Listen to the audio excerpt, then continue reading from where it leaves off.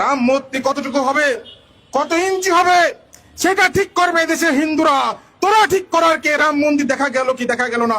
তোরা যদি রাম মন্দিরকে ভয় পাস, তোরা প্রয়োজনে পলাশ বাইতে যাস না, তোরা প্রয়োজন বোধে গাইবান্ধা থেকে অন্য জেলায় চলে যা।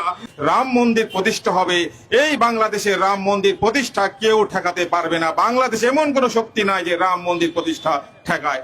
রাম মন্দির আপনারা প্রতিষ্ঠা করেছেন, রাম মন্দির হবে এবং আগের চাইতে অনেক সুন্দরভাবে রাম মন্দির হবে। সারা বাংলাদেশের লোক সেখানে যাবে। আজকের এই ছাত্র এবং ছাত্র যুবদেরকে আমি ধন্যবাদ জানাই।